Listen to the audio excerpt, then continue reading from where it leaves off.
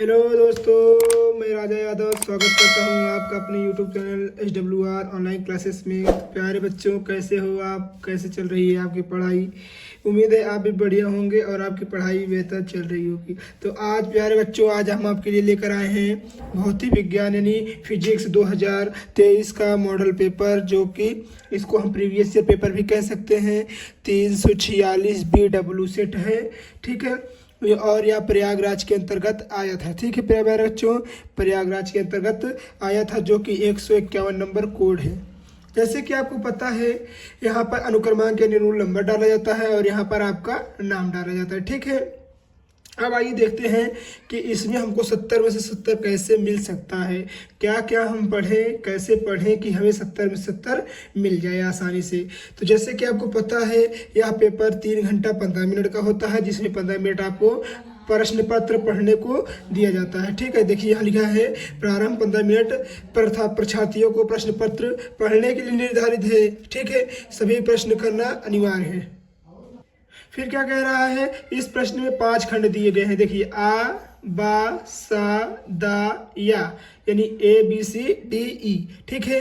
जिसमें आ में बहुविकल्पी प्रश्न है, जो कि 1 नंबर में है, और बा में प्रत्येक प्रश्न 1 नंबर, सा में देखिए लघुत्तरी प्रश्न है 2 नंबर, खंड दा में प्रश्न दो प्रश्न करना है, जिसमें 3 नंबर का है, और खंड या यानी जेड में विस्तृत ई में विस्तृत उत्तरी प्रश्न करना है, जिसको हम लॉन्ग क्वेश्चन बोलते हैं। या 5 नंबर रहेगा प्रत्येक प्रश्न, यानी 2 क्वेश्चन दिए रहेंगे, 1 क्वेश्चन आपको करना रहेगा, जिससे आपको मिलेंगे पूरे 5 नंबर, ठीक है। अब आइए शुरू करते हैं खंड आ से, जो कि हमारे लिए अत्यंत ही महत्वपूर्ण टॉपिक है और अत्यंत ही महत्वपूर्ण ये खंड है। आइए देखते हैं। हाँ तो प्यारे बच्चों, आइए देखते हैं खंड आ, जिसको हम बोलते हैं सेक्शन ए। सेक्शन ए देखते हैं। आइए देखते हैं सेक्शन ए में कौन कौन सा क्वेश्चन पूछा गया था और आपके पेपर में कौन सा पूछ सकता है।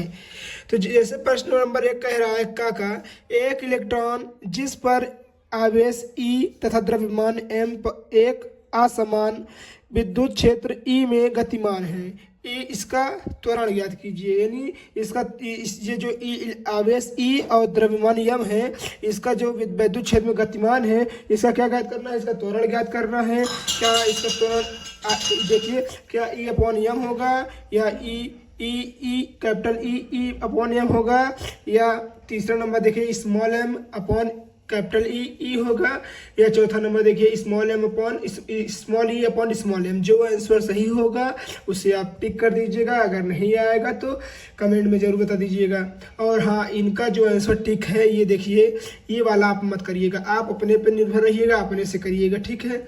क्योंकि कोई बच्चा कैसा भी लिखा गलत सलत हो सकता है ना, जिनका पेपर हम लिए हैं।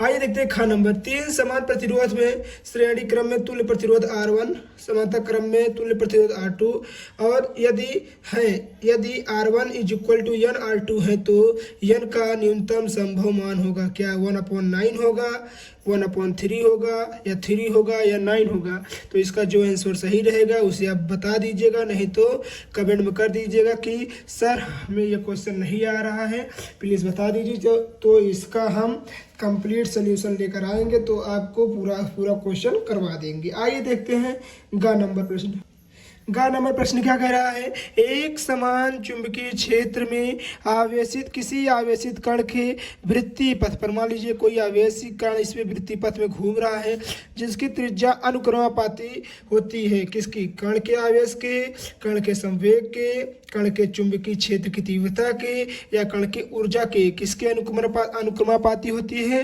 तो प्लीज आप इसे कमेंट में बताना ना भूलें। घ नंबर प्रश्न क्या कह रहा है कि दिए गए गेट, ये लॉजिक गेट है, जिसको हम बोलते हैं PNP, PNP, APNP, इसको हम बोल सकते हैं, जिसमें निर्गत, ये बच्चों ये लास्ट चैप्टर का है, ठीक है, जो कि 14वां चैप्टर है, उस चैप्टर का ये क्वेश्चन है। संयोजन से निर्गत y=1 प्राप्त करने के लिए, तो कैसे हम, देखिए यहाँ पर ये चित्र दिया गया है, तो हम अगर आप कमेंट करेंगे तो बता देंगे कि PNP गेट क्या होता है, NP गेट क्या होता है, या N गेट क्या होता है, P गेट क्या होता है, सब हम आपको बता देंगे। तो यहाँ देखिए A=1, B=0, C=0, तो ये मान दिया गया है। इसमें जो आंसर सही रहेगा उसे आप कमेंट में ज़रूर बता दीजिएगा। अंगा देखिए, अंगा नंबर जिसको बोलते हैं, ठीक है। आई क्या कह रहा, दी गई नाभिकी अभिक्रिया में यक्स है, यक्स क्या है, देखिए इसमें यक्स का मान क्या है, तो 7n अप, यहाँ देखिए 14 है प्लस 0n1, देखिए ये दिया है, मतलब इसमें यक्स का मान क्या है, तो इसमें देखिए अगर आप इसको जब करेंगे, क्या प्रोटॉन है, अल्फा कण है, या इलेक्ट्रॉन है, या न्यूट्रॉन है, तो जो इसमें यक्स का मान रहेगा ये वाला जो यक्स है इसमें कौन सा रहेगा, आंसर जो सही रहेगा उसी को आप टिक कर दीजिएगा, ठीक है। अगर नहीं आ रहा है तो भी आप कमेंट कर सकते हैं, ठीक है प्यारे बच्चों। अब आइए देखते हैं 4 नंबर क्या कह रहा है, आइए देखते हैं। कह रहा है E = 100 cos, कोष्टक में कह रहा है 6 × 10⁸ प्लस 4x वोल्ट प्रति मीटर से निरूपित यानी प्रदर्शित एक समतल विद्युत चुंबकीय तरंग के संचरण के माध्यम का अपवर्तनांक ज्ञात कीजिए। तो आप चिंता नहीं करिएगा, इसका पूरा मान आपको पीछे दिया रहेगा, उसी में से निकाल कर आप यहाँ रख दीजिएगा और आपका मान आ जाएगा। आपको पता करना है इसका मान क्या 1.5 होगा, या 2.0 होगा, या 2.4 होगा, या 4.0 होगा। तो इसका जो आंसर सही रहेगा उसे आप बता दीजिएगा। अब आइए देखते हैं प्यारे बच्चों खंड नंबर ब, जिसको हम खंड नंबर बी, सेक्शन बी भी बोलते हैं, उसमें दूसरा नंबर प्रश्न है, आइए उसको देखते हैं। हाँ तो प्यारे बच्चों अब आइए देखते हैं खंड ब, जिसको हम सेक्शन बी बोलते हैं। यहाँ प्रत्येक प्रश्न 1 नंबर के रहेंगे, जो कि अति लघु उत्तरीय रहेंगे, मतलब एक लाइन में आपको आंसर देना है। तो क्या कह रहा है, किसी आवेशी संधारित्र की धारिता C फैराड तथा संचित ऊर्जा U जूल है, संधारित्र की प्लेट पर आवेशित व्यंजक ज्ञात कीजिए।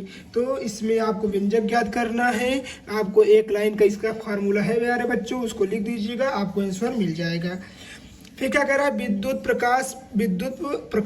प्रभाव क्या होते हैं, ये भी 14 चैप्टर का है, ना कि 13 चैप्टर का है, ठीक है। तो प्रकाश विद्युत प्रभाव क्या होते हैं आपको हम बताएंगे, आप प्लीज़ धैर्य रखिएगा, अगर नहीं बता दीजिएगा, अगर नहीं आएगा तो हम आपको कमेंट में आप कमेंट कर दीजिएगा, हम आपको पूरा बता देंगे। ग नंबर क्या कह रहा है, एन टाइप अर्धचालक में बहुसंख्यक तथा अल्पसंख्यक आवेश वाहकों के नाम लिखिए। जो एन टाइप चालक होता है उसमें अर्धचालक में अल्पसंख्यक में क्या नाम बताना है, अर्धचालक के बहुसंख्यक तथा अल्पसंख्यक के आवेशों के नाम बताना है, ठीक है। ये तो मान लीजिए अपने सिलेबस से कट गया था। धारा मापी मान लीजिए है ही तो कर लीजिएगा, धारा मापी और वोल्ट मापी को, धारा मापी को वोल्ट मीटर में कैसे बदलते हैं, तो इसको भी आप कर लीजिएगा, जो कि आपको मिल जाएगा पूरे 1 नंबर, क्योंकि प्यारे बच्चों ये बहुत सरल क्वेश्चन है, ठीक है। इसको नहीं कराएंगे क्योंकि ये कट गया है, ठीक है। फिर देखिए 4 नंबर में देखिए, 4 नंबर में क्या है, 2 अपवर्तनांक तथा 10 डिग्री वाले एक पतले प्रिज्म में कितना विचलन कोण निकलेगा, यानी आपसे डेल्टा एम पूछ रहा है। तो जैसे कि आपको पता है प्रिज्म का फार्मूला क्या होता है, तो प्रिज्म का फार्मूला होता है, देखिए प्रिज्म का फार्मूला जो होता है आप उसे लिख दीजिएगा। उसके बाद देखिए जैसे यहाँ पर होता है sine theta is equal to, देखिए sine theta is equal to sine plus A plus lambda M upon 2 is equal to sine A upon 2, यही होता है इसका फार्मूला। तो यहाँ पर शायद यही होता है, ठीक है, यही होता है इसका फार्मूला, आप लिख दीजिएगा।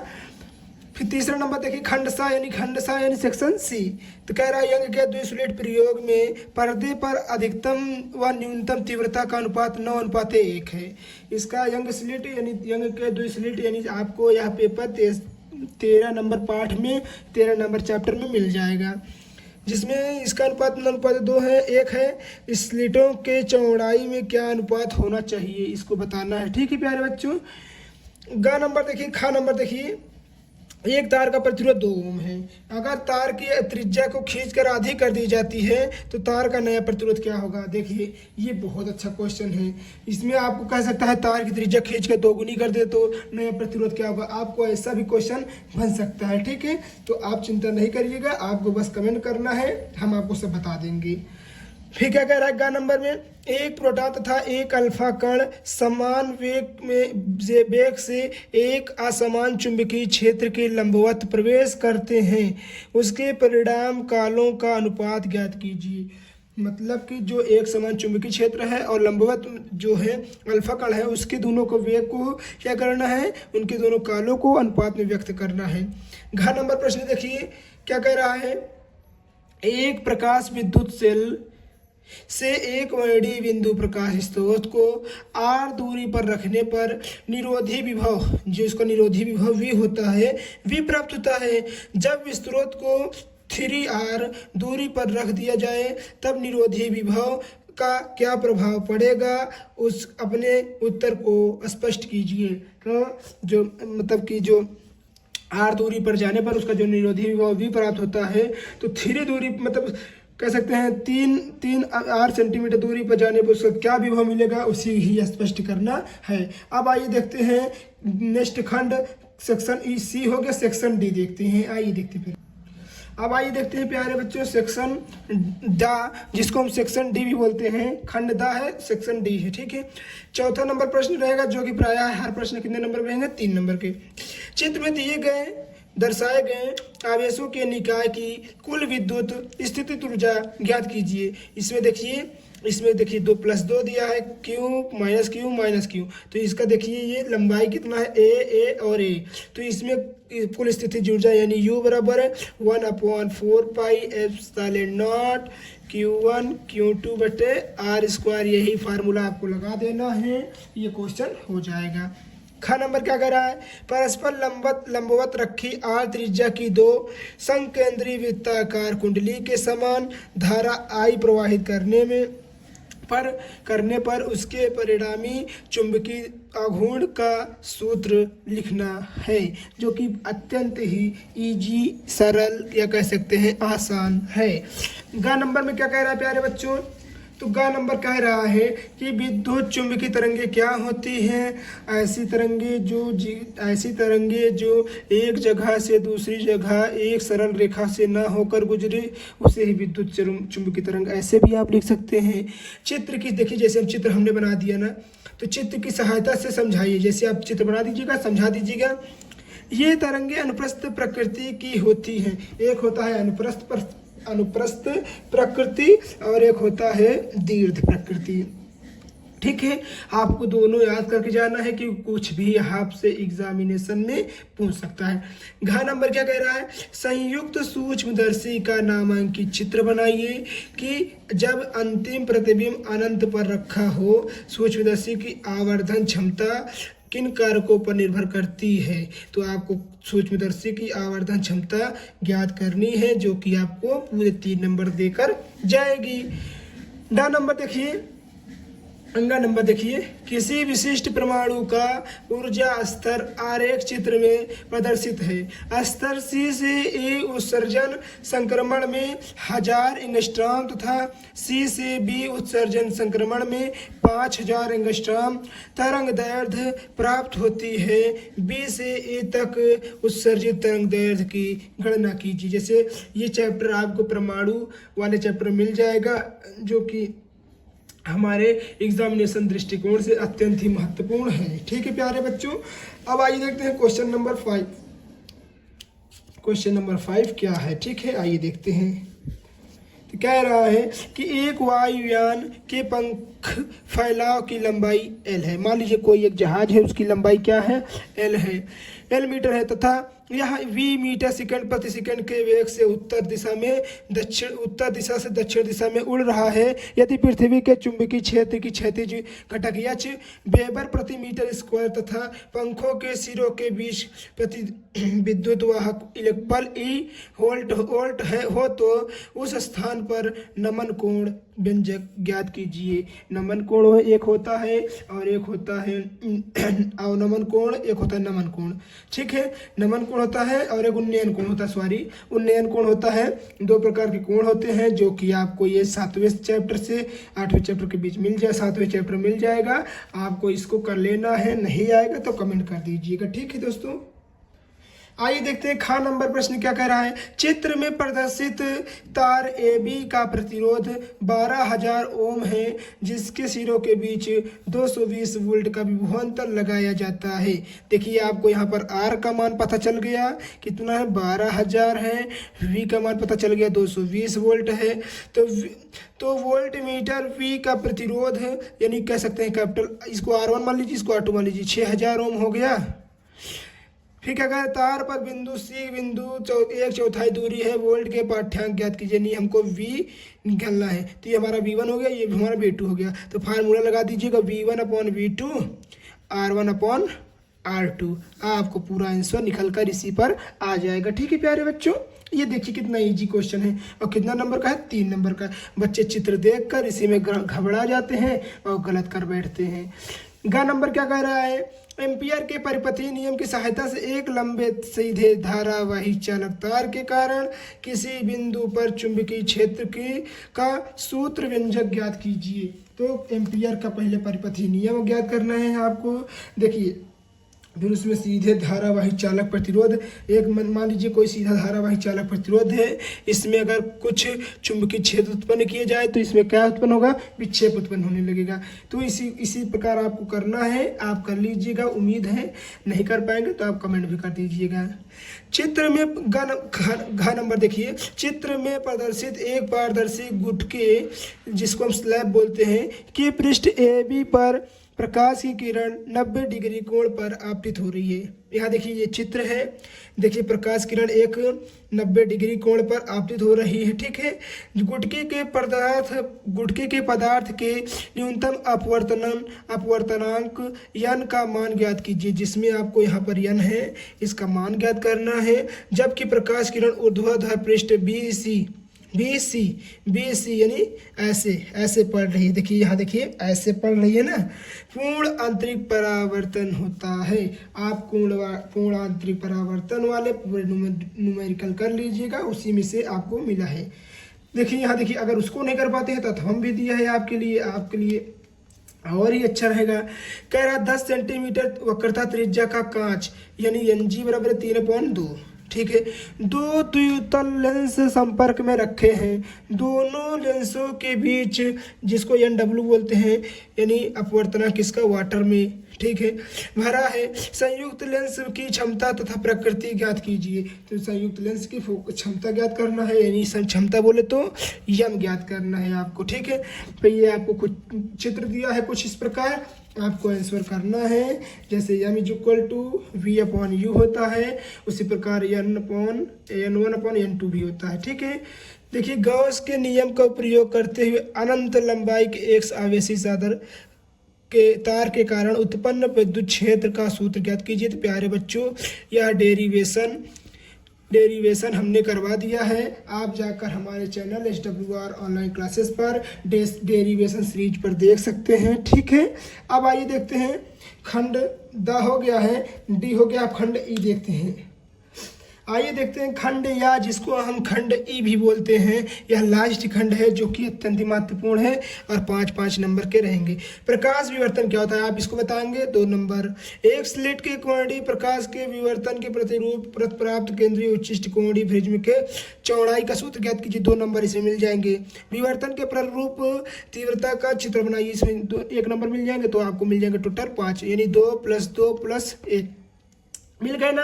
अगर आपको ये नहीं आ रहा है तो यहाँ देखिए दूसरा, यंग का द्विस्लिट प्रयोग में तरंग दैर्घ्य इतना है तथा इतना प्रकाश के प्रयुक्त किया जाता है। इतना मतलब 6000 और 5000 एंगस्ट्रॉम प्रकाश प्रयुक्त किया जाता है। स्लिटों के बीच की दूरी कितना है, 1.0 मिलीमीटर तथा स्लिटों के पर्दों के बीच की दूरी 1.0 मीटर है। ज्ञात कीजिए क्या, 1 नंबर इसको ज्ञात करना है, इसको ज्ञात करना है और इसको ज्ञात करना है। तो आप इसको उम्मीद है ज्ञात कर लेंगे। अगर नहीं ज्ञात कर पाते हैं तो हमें कमेंट में जरूर बताइए, हम आपके लिए तटस्थ रहेंगे। 7वां नंबर प्रश्न देखिए, 2 समांतर धारावाही चालक के बीच कार्य करने वाले बल के आधार पर 1 एम्पियर की परिभाषा दीजिए। 1 एम्पियर की आपको परिभाषा देना है। प्यारे बच्चों, एम्पियर की परिभाषा आप याद करके जाइएगा, क्योंकि आपको कुछ भी पूछ सकता है, आप हमेशा तैयार रहिएगा। हमने इसको करवा दिया है 1 एम्पियर की परिभाषा। आप नहीं देखे हैं तो हमारे चैनल पर सर्च कर लीजिएगा, आ जाएगा। ठीक है, 1 एम्पियर की परिभाषा बाई राजा यादव सर आ जाएगा। चित्र में दो समानता देखिए, धारावाही चालक प्लेट धाराएं विपरीत दिशा में प्रवाहित हो रही है। देखिए एक धारा इस दिशा में बह रही है और एक धारा इस दिशा में बह रही है। ठीक है, दो समांतर प्लेट है। चालक यक्ष में धारा आई क्या हो जिसके बिंदु P पर उत्पन्न परिणामी तीव्रता शून्य हो। ये जो धारा यक्ष है इसमें देखिए आई है, तो इसमें क्या हो जो इसकी परिणामी तीव्रता शून्य हो जाए। तथा चालक वाई में धारा 10 एम्पियर है। देखिए इसमें धारा आई बह रही है, इसमें धारा 10 एम्पियर बह रही है, तो इसमें दोनों में क्या हो कि इसके चुंबकीय क्षेत्र क्या हो जाए, शून्य हो जाए। ठीक है प्यारे बच्चों, आपको यही याद करना है। अब आइए देखते हैं 7वां नंबर प्रश्न का 8वां नंबर प्रश्न देखते हैं, जो कि बहुत ही अच्छा है। इस बच्चे ने इसमें कमाल कर दिया है, क्योंकि देखिए अपना अपना निकाल मान रख के निकाल कैसे किया है। क्या कह रहा है, नाभिकीय संलयन प्रक्रिया समझाइए। नाभिकीय संलयन क्या होता है उसको बताना है। फिर उसके बाद क्या कह रहा है, ये प्रकृति में इसका उदाहरण क्या है। यदि 4 न्यूट्रॉन व 3 प्रोटॉन संलयित होकर लिथियम यानी 3 लिथियम 7 नाभिक बनाए तो कितनी मेगावोल्ट ऊर्जा मुक्त होगी। तो आपको इसको बताना है। आपको देखिए पूरा मान यहाँ दिया गया है तीनों। देखिए ये दोनों जोड़ना है, इसको घटा देना है। आपको एक एएमयू का मान भी दिया, देखिए 931 मेगावोल्ट दिया गया है, तो इसमें आपको इतना जोड़ देना है। फिर इसके बाद इसको घटा दे, देखिए तीनों जोड़ के इसको घटा दीजिएगा, आंसर आपको आ जाएगा। फिर आइए देखते हैं 8वां नंबर प्रश्न, 9 नंबर प्रश्न बस 2 और है, उसके बाद आपका ये पेपर खत्म हो जाएगा। जिसको आप model paper, previous year paper या वायरल पेपर कुछ भी कहिए, ये आपके ऊपर है। क्योंकि प्यारे बच्चों यही पेपर रहता है और चैनल वाले कहते हैं कि ये ऐसा पेपर है, ऐसा पेपर है, बच्चे उसी में फंस जाते हैं, जिससे उनका टाइम तो लॉस होता ही है और उनका क्वेश्चन भी रॉन्ग हो जाता है। ठीक है, आइए देखते हैं 8वां नंबर क्वेश्चन। आइए देखते हैं प्यारे बच्चों 8वां नंबर क्वेश्चन, जो कि 2 क्वेश्चन और है 8 और 9, फिर उसके बाद ये मॉडल पेपर खत्म हो जाएगा। क्या कह रहा है, उभयनिष्ठ उत्सर्जक उभयनिष्ठ उत्सर्जक विन्यास में NPN ट्रांजिस्टर प्रवर्धन क्रिया की कार्य प्रणाली को परिपथ चित्र बनाइए, समझाइए और वोल्ट प्रवर्धन का भी सूत्र लिखिए। तो अभी हमने आपको बताया था NPN, PN, NP, NN ये सब डायग्राम होता है, हम आपको बता देंगे अगर आपका कमेंट आएगा तो। अथवा भी कर सकते हैं, अगर ये नहीं आ रहा है तो परिपथ की चित्र की सहायता से अगर अभिनय, जिसको हम बोलते हैं PN संधि डायोड कार्य प्रणाली समझाइए। अग्र वोल्टतः वह अग्र धारा का ग्राफ बनाकर गतिक ऊर्जा को दर्शाइए। तो इसमें आपको PN संधि बनाना है, उसके बाद गतिक ऊर्जा को समझाना है। आइए देखते हैं लास्ट क्वेश्चन नंबर 9। व्हीटस्टोन सेतु के चारों भुजाओं की प्रतिरोध निम्नलिखित है। देखिए जैसे इसका प्रतिरोध 100 है, इसका भी 10 है, इसका 5, इसका 60। देखिए दिया है ना, AB 100, BC 10, CD 5 ओम, DA 60 ओम है। देखिए DA कितना है, 60 ओम है। धारावाही का प्रतिरोध G 15 ओम है। देखिए यहाँ पर G जो है इसको नहीं दिया है, यहाँ लिख दीजिएगा 15 ओम है। ठीक है, 15 ओम। विद्युत धारा में IG का मान निकालना है। IG पता है कहाँ है आपको, यहाँ देखिए इसका मान निकालना है, इसमें V का भी मान निकालना है। ये बहुत सरल प्रश्न है बच्चों।